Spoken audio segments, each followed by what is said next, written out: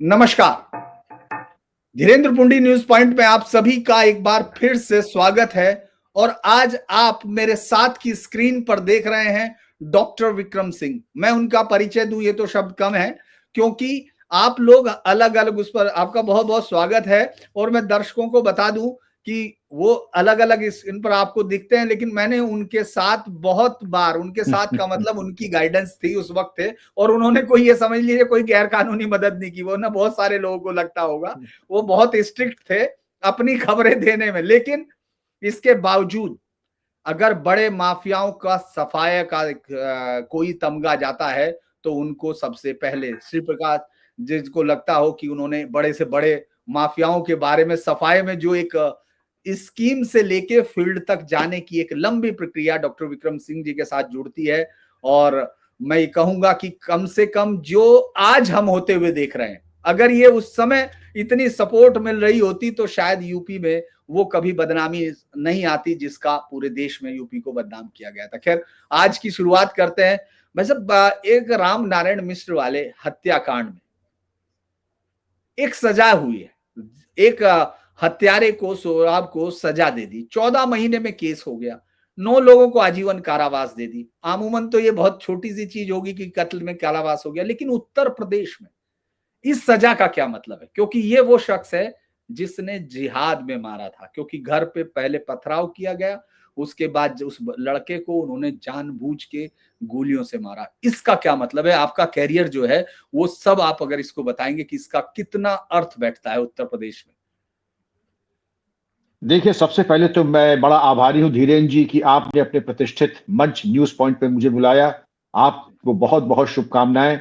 और आपका जो विकास और आपका जो बौद्धिक वैभव मैं देख रहा हूं, आपने तपस्या की है, आपने केवल पत्रकारिता नहीं की है। आपकी पीछे रखी जो अमूल्य पुस्तकों की धरोहर है वो दिखाती है कि आपने पठन पाठन और स्वाध्याय को सर्वोच्च प्राथमिकता दी है। इसीलिए धीरेन्द्र सिंह पुंडीर है, उनका कोई मुकाबला आज नहीं है। आपने सत्यनिष्ठा के साथ पूरी ईमानदारी के साथ पत्रकारिता की है। वरना मैं ये भी जानता हूं कि जिन लोगों ने जो पथभ्रष्ट हुए वो उनका मार्ग बदल गया, और मार्ग बदलने के साथ साथ उनका गियर बदल गया, और गियर बदलने के बाद उन्होंने वो किया जो उन्हें करना नहीं चाहता। हम इस बात को यहीं विराम देते हैं। अब हम आते हैं वर्तमान परिप्रेक्ष्य में। कदाचित आपका जो संकेत है वो जो बहराइच में एक दंगा हुआ, दंगे में एक व्यक्ति को निर्मम हत्या कर दी गई, और उसमें जो जजमेंट आया है, अगर आप जजमेंट को देखें, मैं जज के जज्बे को सलाम करता हूं कि जिस तरीके से इसकी विवेचना हुई, आरोप पत्र लगाया गया, और जिस तरीके से ही हुआ, और इसके बारे में ये बताते हैं कि ऐसा तत्परता के साथ जजमेंट, और जो कड़क जजमेंट आया, ये 142 पन्नों का फैसले में मनुस्मृति का भी जिक्र किया गया है। और यूपी में बहराइच में जो ये पकड़ा था, ये जो जजमेंट पढ़ने लायक है, एक एक शब्द पढ़ने लायक है कि जिसकी नृशंस और एक ऐसी हत्या की है जो कि मैं समझता हूं कि एक भावावेश में तो मैं नहीं कहूंगा, सुनियोजित तरीके से और जिहादी मानसिकता के साथ जो इन्होंने नृशंस हत्या की है।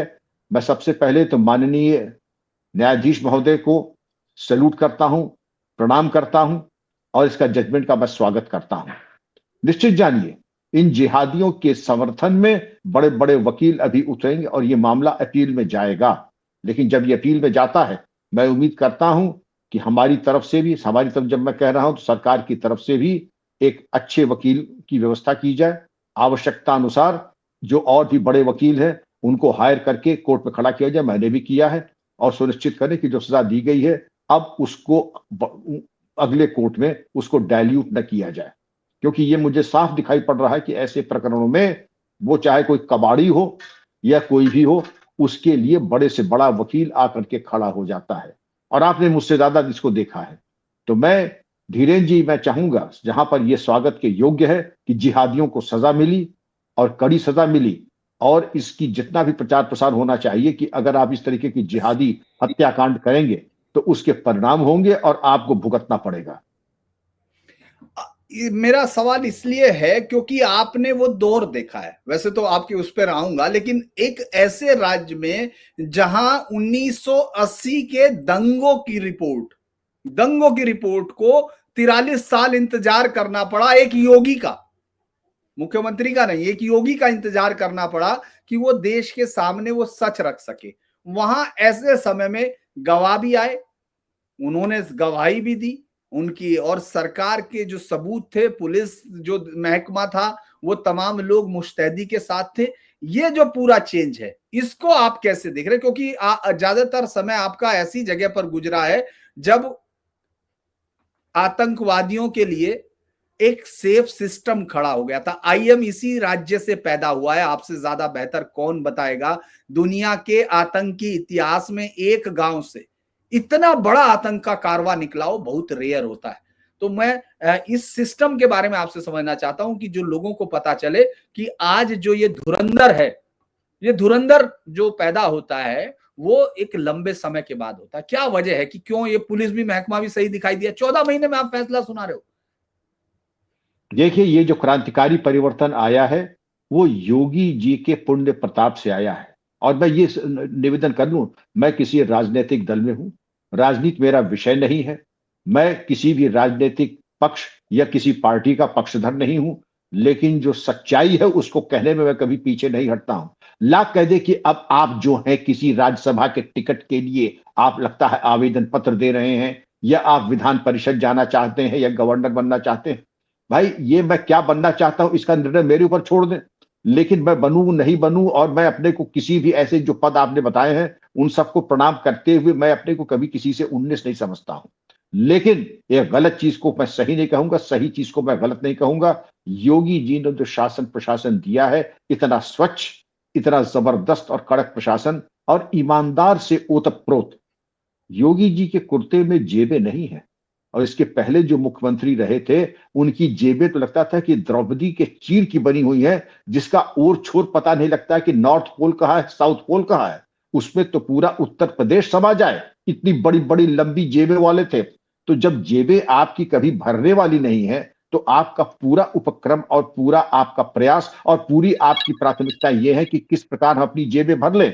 तो उसमें फिर माफिया हो, चरमपंथी हो, फिर चाहे सांप्रदायिक गुंडे क्यों ना हो, फिर चाहे सांप्रदायिक क्यों ना। आपने बिल्कुल सही कहा कि संभल के जो दंगे थे ये एक वो मानव त्रासदी थी, ह्यूमन ट्रेजेडी थी, कि धीरेन्द्र जी इसके ऊपर ये बहुत बड़ा, मैं अन्याय नहीं कहूंगा, जो अत्याचार और पाप हुआ है, मैं दोनों शब्द कह रहा हूं, अत्याचार और पाप हुआ है, अब उसका अगर सफल अनावरण हो रहा है तो पुनः योगी जी को प्रणाम, क्योंकि वो केवल योगी जी ही कर सकते थे, बिना इस बात का विचार किए कि इसमें हमें राजनीतिक हानि होगी, लाभ होगा।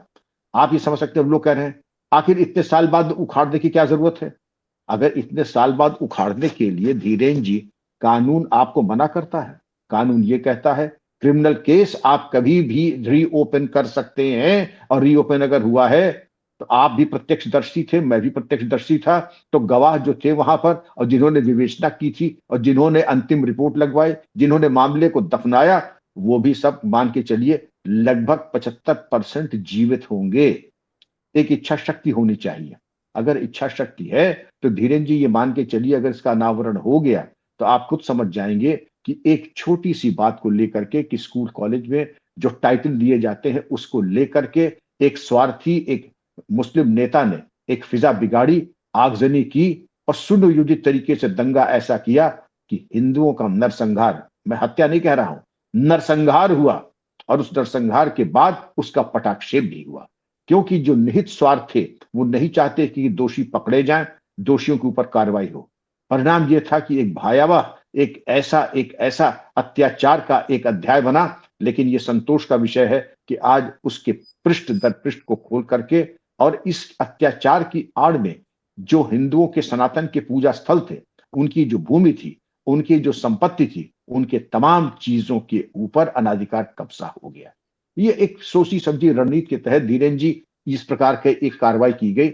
लेकिन न भूतो न भविष्यतो, इसके पहले कितनी बार ऐसे प्रयास किए गए हैं मेरी जानकारी में तो नहीं, बड़ी बारीकी से देखता हूं।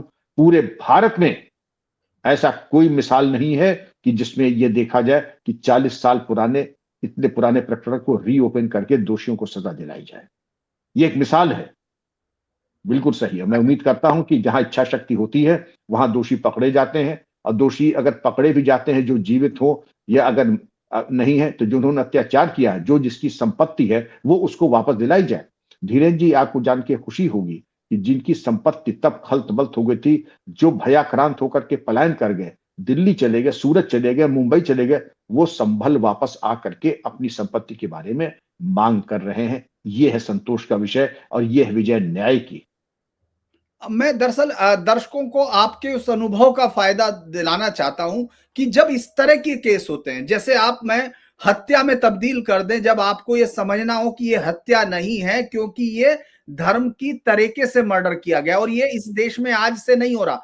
1922-24 में जब राज्यपाल की हत्या हुई तो उसके साथ खड़े हो गए, उसके बाद कोर्ट के अंदर स्वामी श्रद्धानंद की हत्या हुई, एक के बाद एक हत्याओं को लोग जिहाद की गई हत्या और हत्या में जो अंतर होता है उसको भुलाते हैं। और खास तौर से जो पुलिस अधिकारी है उसके सामने क्या क्या आता रहा इस समय, अगर इस तरह का कोई हत्या होती और इस समय योगी जी नहीं होते, तो जो एक पुलिस महकमा का, आपने पूरे यूपी का पुलिस डिपार्टमेंट को हेड करने का मतलब तो एक राष्ट्र की पूरी पुलिस को हेड करना होता है, आपने इतने उसमें किया, तो अगर आपके सामने प्रेशर क्या क्या आता है, अभी नहीं, मैं नहीं कहा आपके पास क्या है, लेकिन ऐसे समय में क्योंकि इसको क्या करने की कोशिश होती है अगर नॉर्मल केस होता, और क्या क्या परेशानियां आती हैं, ये जानने का मैं दरअसल दर्शकों को चाहता हूं, वो जाने कि एक पुलिस अधिकारी को क्या क्या सुनना करना पड़ता है और क्या क्या सुनना पड़ता है। जी। आपने बड़ा सारगर्भित प्रश्न किया है। मैं आपको देश के एक दो एग्जाम्पल सामने प्रस्तुत करूंगा। सबसे पहले हैदराबाद का एक केस से बड़ा वायरल हो रहा है कि एक हेड कांस्टेबल था और हैदराबाद में जब दंगा हुआ तो उसके एसीपी ने कहा कि बलवाइयों के ऊपर आप गोली चलाइए क्योंकि उन्होंने हिंदुओं का नरसंहार किया था। उस हेड कांस्टेबल ने बलवाइयों के ऊपर तो गोली नहीं चलाई बल्कि अब एसीपी की ही हत्या कर दी। समझ रहे हैं आप? उस एसीपी को बर्खास्त किया गया, मुकदमा चला और उसको एक तरीके से सजा भी हुई, आजीवन कारावास भी हुआ। लेकिन एक ऐसी गवर्नमेंट आई जिसने उसकी सजा को माफी करके उसको जेल से बाहर किया और आज उसका नागरिक अभिनंदन हो रहा है। आप समझ रहे हैं? इस इकोसिस्टम में ये बात तो हैदराबाद की थी। मैं समझता हूं कि एक काल खंड में, देश काल अवस्था में कुछ कुछ ऐसे हालात उत्तर प्रदेश में भी थे कि अगर उत्तर प्रदेश के महानगर में दंगा हो रहा है 1990 में और एसएसपी की कार के ऊपर अगर बम और ग्रेनेड फेंके जा रहे हैं और एसएसपी ने अपनी बंदूक निकाल करके जिन्होंने फेंका था उनको 5 आदमी को आपने मार के गिरा दिया, क्योंकि ये तो हमारा राइट ऑफ प्राइवेट डिफेंस भी है, तो ये कहा जाता है कि आप तो बड़ा जुल्म कर रहे हैं, आप तो बड़ा जुल्म कर रहे हैं। आप समझ लीजिए, आप तो बड़ा जुल्म कर रहे हैं, आपने तो 5 बेगुनाहों को, हमने कहा ये वाकई आप कह रहे हैं बेगुनाह है। उनको जो 5 लोग थे उनके तो इतना पॉकेट मनी बर्बाद हो गया, उनका निवेश निरर्थक हो गया, उनके ग्रेनेड और जो उन्होंने बम फेंके थे, दरअसल एसएसपी को बचना नहीं चाहता, उसको मर जाना चाहिए था, क्योंकि वो जीवित रह गया और उसने प्रत्युत्तर दे के आपको निपटा दिया, इसलिए वाकई बड़ा अन्याय हुआ आपके साथ। न्याय ये होता कि एसएसपी को मर जाना चाहिए था। तो नेताजी कान खोल के सुन लीजिए, ये वो टाइम नहीं है, ना मैं वो एसएसपी हूं कि इस तरीके का ईंट का जवाब पत्थर से देना मैं जानता हूं और मैं दूंगा जवाब। नहीं, आपकी जो सोच है वो अकलियत के खिलाफ है और हमें आपके बारे में गौर करना पड़ेगा। इशारा मैं बता रहा हूं, होशियार को इशारा काफी है। जी जी। आपके बारे में गौर करना पड़ेगा। हमने जरूर गौर कीजिए, जरूर गौर कीजिए। और ये मेरी खुशकिस्मती है कि मुझे आप ऐसे लोगों से न तरबियत लेनी है, न प्रशिक्षण लेना, न ट्रेनिंग लेनी है, क्योंकि मुझे मालूम है और कानून के नजरिए से और इंसाफ की बुनियाद के ऊपर अगर मैंने कुछ गलत किया तो मुझे बता दीजिए। लेकिन जो हाय तौबा हुई, उस एसएसपी का 48 घंटे में तबादला होता है। उसके लिए जगह ढूंढी जाती है कि ऐसा बताओ कि एक महानगर का एसएसपी जो तथाकथित सबसे प्रतिष्ठित पोस्ट पर है, उसके लिए ऐसी पोस्ट ढूंढो कि जहां पर दफ्तर ढूंढने में भी 4 बार उसको पूछना पड़े कि ये दफ्तर है कहां, और उसको सीढ़ी चढ़ के जाना हो जिसपे ऐसा लगता है उन सीढ़ियों पे पान की पीक से पोछा हो रखा हो, और जब आप जाएं तो मालूम पड़ा कि दफ्तर में ताला लगा हो और लोग कहते हैं साहब दफ्तर 10 बजे नहीं, ये यहाँ पे चूंकि कोई अधिकारी आते नहीं है कि दफ्तर खुलता ही 11, 11:15 बजे है, तो आप ये तो बगल में जाकर के चाय पीजिए या आइएगा आधे घंटे बाद। तो इस तरीके की चीजें होती हैं, देख करके कोई बुराई नहीं है, दफ्तर कोई भी हो। अब वो ठीक है कि दफ्तर में किसी की नियुक्ति नहीं हो तो कुछ एक तरीके का एक वातावरण उदंडता का, अनुशासनहीनता का हो जाता है, वो भी जाकर के ठीक कराया जाएगा। लेकिन आप समझ सकते हैं कि आपने बहुत बड़ा जुल्म किया धीरेन्द्र जी, अगर आपने प्रत्युत्तर दिया और अपनी जान की रक्षा कर ली, और अपनी जान की अगर आपने रक्षा कर ली तो वो बहुत बड़ा जुल्म हो गया। ऐसे तो काम नहीं चलेगा, ऐसे तो काम जी। चल ही नहीं सकता है। और अब आपके ऊपर प्रश्न यही नहीं था, प्रश्न ये भी था कि अब आप ये बताइए गिरफ्तारियां कितनी हुई है, इस बिरादरी की कितनी हुई है, इस बिरादरी की कितनी हुई। लेकिन ये तो मैंने देखा नहीं, जो आक्रामक पक्ष है जिसने दफा 144 तोड़ा है उसकी गिरफ्तार की। लेकिन अब हम ये भी पता लगा लेते हैं, और वो हमने पता लगा के बता दिया। तो कुछ अगर एक पक्ष की ज्यादा है, जो आक्रामक और उग्र पक्ष है, उनका शायद ये तो एक तरफा कार्रवाई हो रही है। उनका ये जो भी हम कार्रवाई कर रहे हैं ये न्यायिक प्रक्रिया के अधीन होती है। हम कोई स्वप्रेरणा से, स्वविवेक से थोड़ी कर रहे हैं। उस जमाने में मोबाइल फोन नहीं होता था, लेकिन जब मोबाइल फोन था तब भी फिल्म बनती थी। जब मोबाइल फोन नहीं था तो वीडियोग्राफी हम लोग कराते थे। और साफ दिख रहा है कि ऐसे पत्थर बरस रहे हैं और ऐसे बॉम्ब फेंके जा रहे हैं कि मैं बता नहीं सकता हूं आपको। लेकिन बावजूद उसके जब एक धारणा बनी कि आप तो अकलियतों के खिलाफ आप बहुत ज्यादा जुल्म कर रहे हैं और आपकी जहनियत एक तरफा है, तो फिर ठीक है, आपके लिए जगह ढूंढी गई। और फिर यह देखा गया कि इस तरीके से दरखास्तें लेकर के आपके साथ बैठ करके ऐसे सवालात किए जाते हैं कि आपने तो वहां जाकर के ऐसी चौकियां खोल दी हैं, और ऐसी चौकियां खोल दी जहां पे बड़ी बे, बेपर्दगी हो गई है कि चौकियां वहां खोली गई हैं जहां से पुलिस के ऊपर, पीएसी के ऊपर पत्थर चले थे, बम चले थे। अब आप ये समझ लें अगर कि जहां से पत्थर चले और बम चले तो हम अपना दूसरा गाल दिखाते, धीरेन्द्र जी वो होने वाला नहीं है, वो होने वाला नहीं है। आपने अगर खिदमत का मौका दिया तो खिदमत आपकी ऐसी की जाएगी कि आप याद करेंगे, और आज तक याद कर रहे हैं, आज तक याद कर रहे हैं। अब दूसरा सवाल कि हमारे इलाके में आपने पीएसी कैसे लगा दी। हमने कहा मैं समझना चाहूंगा मंत्री जी कि आपका इलाका कौन सा है, और अगर ऐसा कोई शासनादेश है कि अमुक इलाके में पीएसी नहीं लग सकती है तो मैं जानना चाहूंगा। ऐसा कोई शासनादेश हो तो मेरी इत्तला के लिए जरा मैं चाहूंगा कि मुझे बता दें, और फिर मैं शासनादेश का निष्ठापूर्वक अनुपालन करूंगा। मैं जानता था ऐसा कोई शासनादेश नहीं है कि पीएसी जरूरत के मुताबिक हिंदुस्तान के किसी भी कोने में लग सकती है और कहीं भी जा भेजी जा सकती है। और अब चूंकि आपने कही दिया है दंगाग्रस्त क्षेत्र है जहां पुलिस के ऊपर आक्रमण हुआ है, पुलिस के लोग गंभीर रूप से घायल हुए हैं, मरते मरते बचे हैं, तो पीएसी तो अब वहीं रहेगी जब तक स्थिति सामान्य न हो जाए। क्या मतलब आप पीएसी भी नहीं हटाएंगे? क्या बिल्कुल नहीं हटाएंगे, बिल्कुल नहीं हटाएंगे। अब आप समझ रहे हैं क्योंकि जब आदमी एक किसी इतने सीनियर आदमी से, जो कि केवल मुख्यमंत्री से ही नंबर दोयम हो सकता है और कई मामले में मुख्यमंत्री के समकक्ष हो सकता है, आप उससे तुर्की बतुर्की अगर बात कर रहे हैं तो लोग कहेंगे आपने तो दरअसल रॉन्ग नंबर डायल कर दिया, आपने अपने पैर पे कुल्हाड़ी चला ली।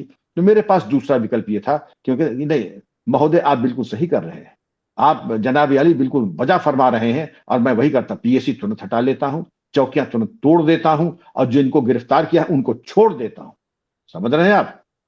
और ये घटनाक्रम आगे भी चला। मुझे बताया गया है कि अगर एक बिरादरी खास के ऊपर कोई एफआईआर करनी हो तो पश्चिमी उत्तर प्रदेश में वो एफआईआर सोच समझ के की जाती थी। वरिष्ठ अधिकारियों से वार्ता करने के उपरांत सोच समझ करके यही कहा जाता था, जैसे कि ये छांगुर बाबा के केस में था कि एक इंस्पेक्टर से मेरठ में वो लड़की मिलने गई कि मेरे साथ बड़ा अत्याचार किया एक लड़के ने लव जिहाद में, उनका भाग जाओ, तुम्हारा कुछ होगा नहीं, एफआईआर होने वाली नहीं है। ऐसे कितने केसेस मैं आपको और बता दूं कि खास इन लोगों के छांगुर के लेकर के नहीं, लव जिहाद के मैटर्स में एफआईआर नहीं की गई, और ये कहा गया लव जिहाद नहीं, तो लव जिहाद का प्रकरण छत चढ़ के बोल रहा है और लोग कह रहे हैं लव जिहाद नाम की चीज नहीं है। धर्मांतरण कराना, प्रलोभन दे करके जबरदस्ती कराना, उठा करके ले जाना, किडनैप करना, और कहते हैं यहां पे साहब एफआईआर नहीं हो रही। तो एक पूरा नैरेटिव, और ये केवल उत्तर प्रदेश का नैरेटिव नहीं है, ये पूरे भारत का नैरेटिव है। लव जिहाद का शब्द केरल से आया है, जो कि वहां करके क्रिश्चियन मिशनरीज ने शुरू किया, और केरल हाईकोर्ट ने इसको इस्तेमाल किया। केरल हाईकोर्ट ने इसको इस्तेमाल भी किया लव जिहाद को, और लव जिहाद को लेकर के पाकिस्तान ग्रूमिंग गैंग्स इंग्लैंड में मशहूर थे, वहां भी वही बीमारी थी जो किसी हद तक हमारी बीमारी थी।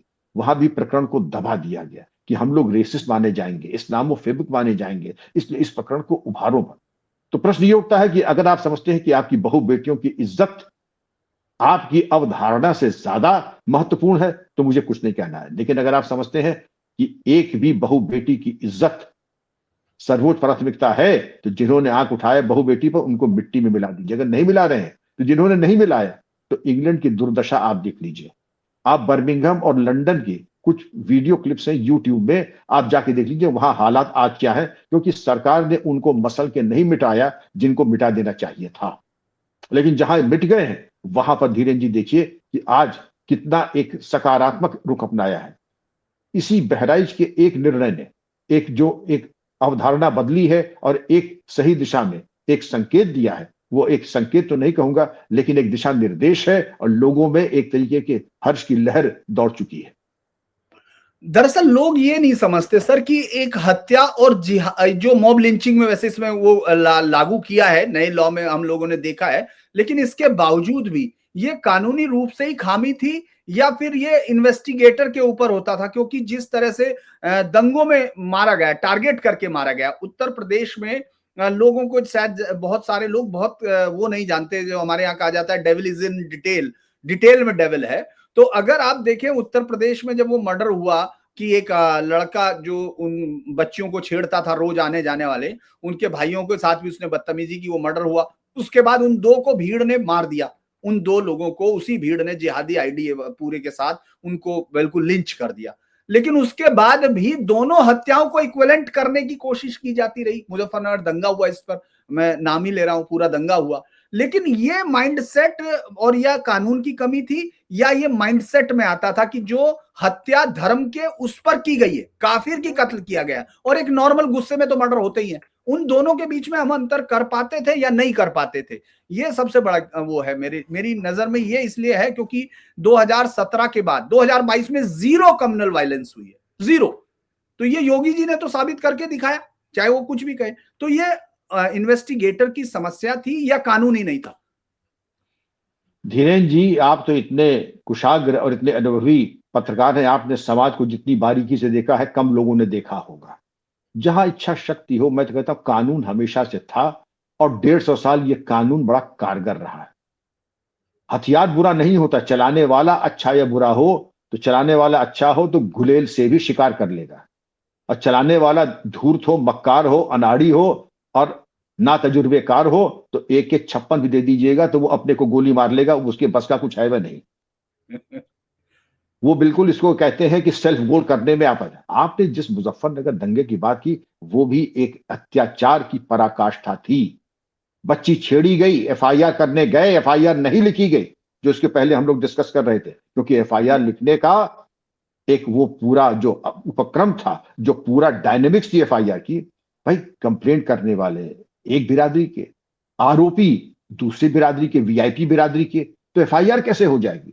लेकिन जब दिखाई ये पड़ रहा है, लेकिन वही बात है कानून की अगर हम बात करें तो इंडियन पीनल कोड में धारा 120 भी है, और मर्डर में ये है जितने नामित हैं और अघोषित, और दंगे की क्या आप धारा लगाइए। इसके पहले क्या इस तरीके के जो सामूहिक हत्याकांड होते थे, क्या उनमें सजा नहीं हुई है? सब में सजा हुई है। कानून की कमी नहीं, हमारी सोच में कमी होती है, हमारे अनुपालन में कमी होती है और हमारे किलर इंस्टिंक्ट में कमी होती है।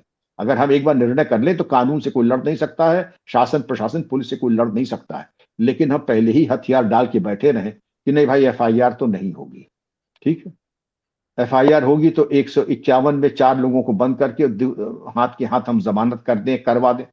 तो मान के चले कि जब हमारा कुछ होना ही नहीं है तो उनके ऊपर जो आक्रमण होगा वो प्रतिशोध के और इस बात की कुंठा से। और आप देख रहे हैं कि ये वीर भूमि है, ये वो नहीं कि जहां किसी को दबा सके।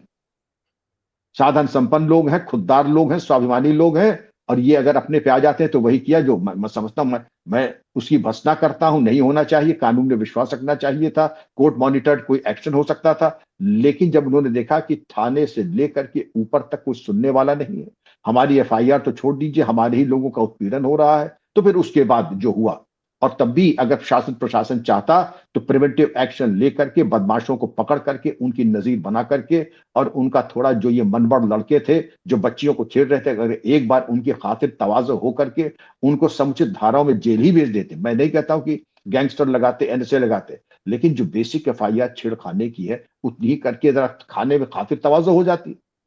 खातिर तवाज़ो ये नहीं कि चिप्स और कोल्ड ड्रिंक पिलाकर, जो पुलिस की खातिर तवाज़ो होती अगर हो जाती और जेल भेज दिए जाते और बेल नहीं होती, अगर ये 1 महीना जेल रह लेते तो ये मान के चलिए धीरेन जी ये दंगा नहीं होता। लेकिन जब दिखाई ये पड़ रहा है कि मुल्जिमान की खातिर दूसरे तरीके से शिष्टाचार और बारात की तरह की जा रही है, उनके ऊपर एक्शन नहीं हो रहा है, तो फिर आक्रोश में आकर के ये तो वो भूमि हमने कहा कि अगर बहन बेटी पे बात आ जाती फिर हम रहे न रहे, हमारा सर कट जाए तो क्या। ये वो इलाका है, लोगों को शायद समझने में गलती हो गई थी कि इस क्षेत्र को दूसरी तरीके से डील करना चाहिए था।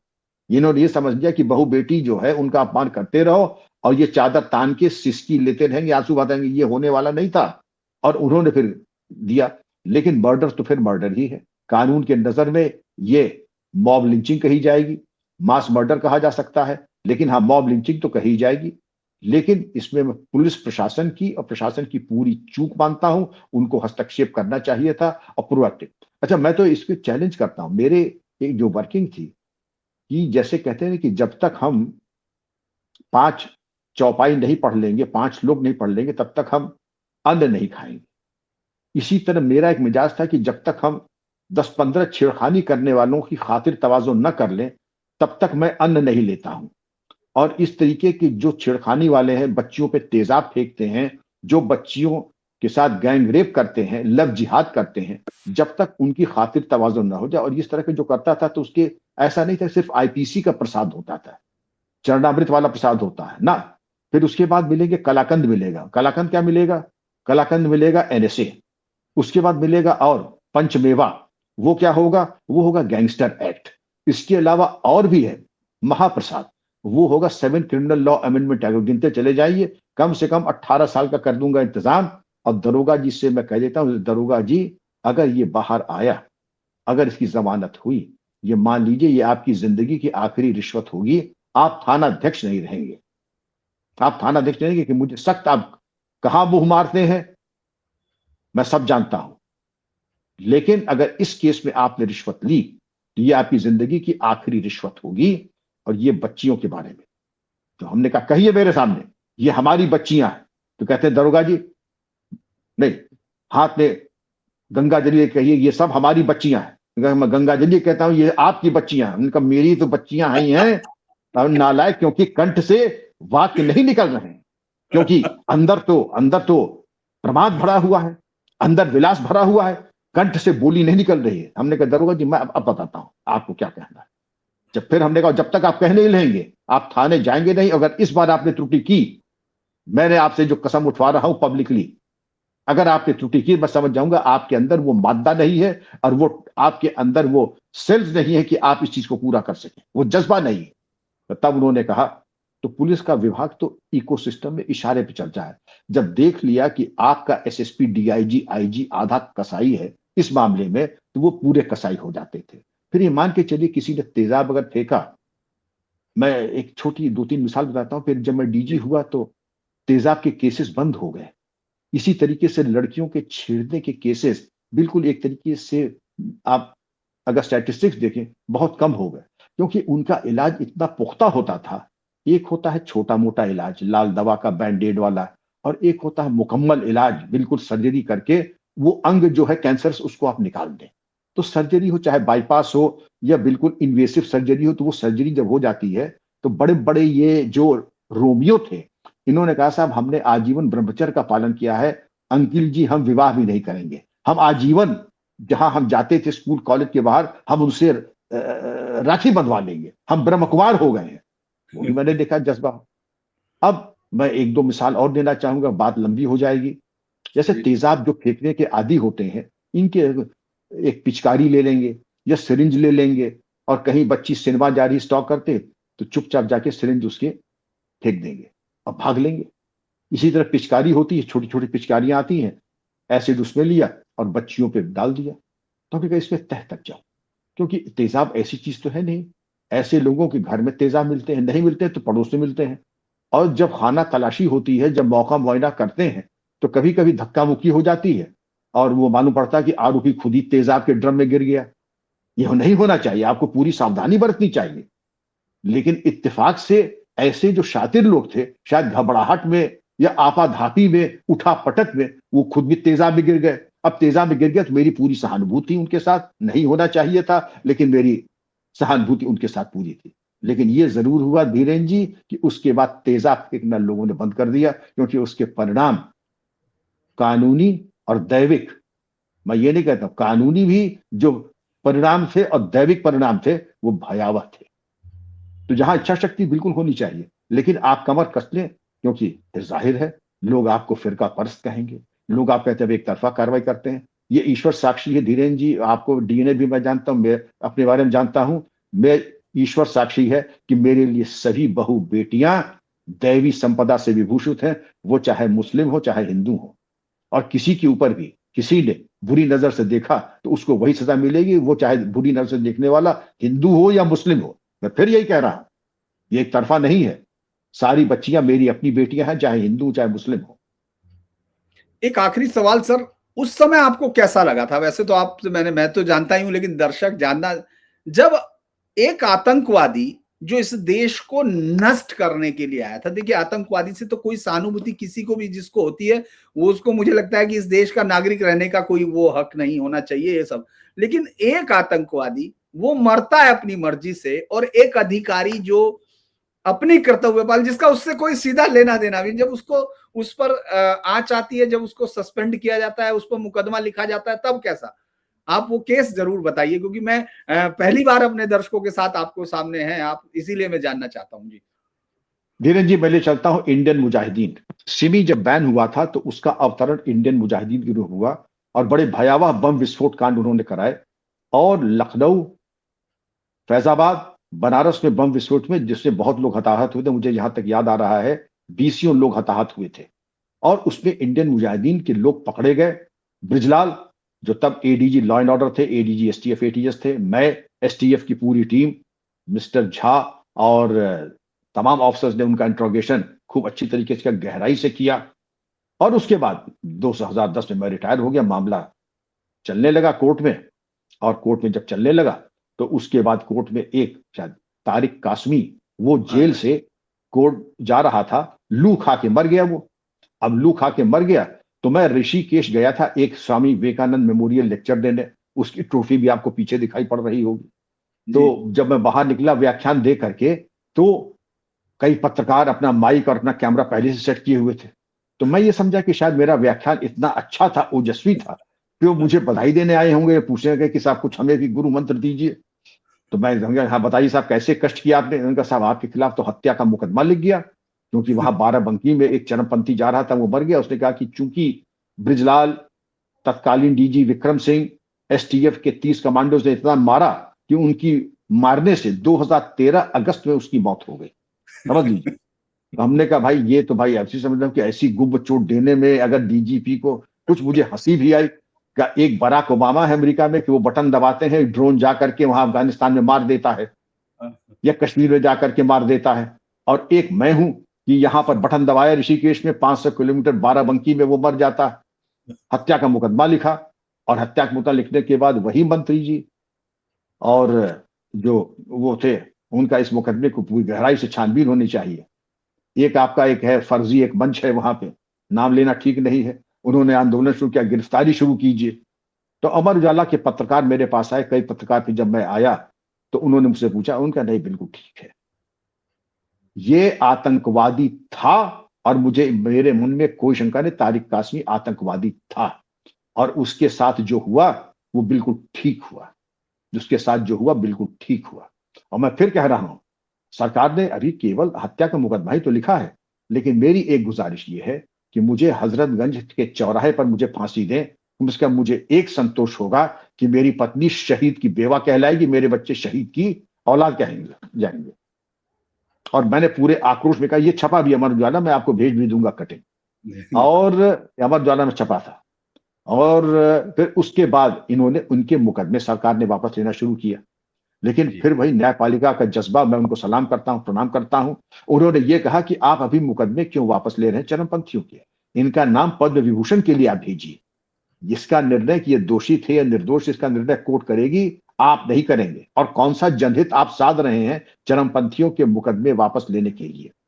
अंततोगत्वा साल भर के अंदर इन सबको कड़ी से कड़ी सजा मिली कोर्ट के द्वारा। तो जो कह रहे थे बेगुनाह नौजवानों को साहब प्रताड़ित किया जा रहा है। अब आप खुद बताइए और आपके सुधी दर्शक ये बताएं कि प्रताड़ना किसकी हुई? एसटीएफ के कमांडोज की, मेरे छोटे भाई ब्रजलाल की जो आज सांसद है, या मेरी? कर मैं तो बड़ी मोटी खाल का हूं, मैं तो चुनौती देता हूं कि अब 288 नॉट आउट हूं, अब मुझे कुछ खोना पाना अब स्टेज पे नहीं, तब भी नहीं था, आज भी नहीं और कभी नहीं था। और सच्चाई के लिए अगर प्राण देना पड़े तो जो जज्बा आपका वही मेरा है। कल अगर मौत आती है तो आज आ जाए।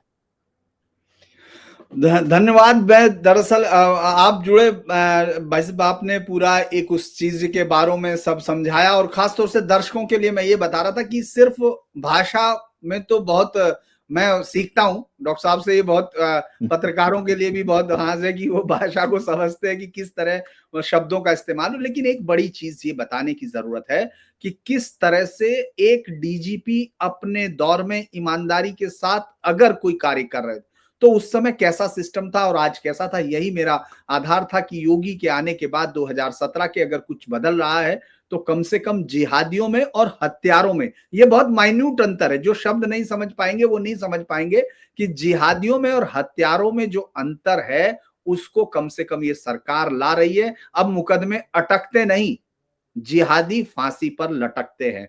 भाई साहब आप जुड़े उसके लिए बहुत बहुत धन्यवाद। लंबे अरसे तक हम लोगों ने आपसे बहुत कुछ उस दौर में खबरों को कवर किया, उससे सीखा, और अब इस फील्ड में भी कभी कभी आपसे लगातार हम लोगों के दर्शकों के लिए आपकी उस चाहिएगी। नमस्कार। नमस्कार, धन्यवाद धीरेन्द्र जी। विजयी भव, यशस्वी भव। बड़ी कृपा की आपने। Thank you, thank you.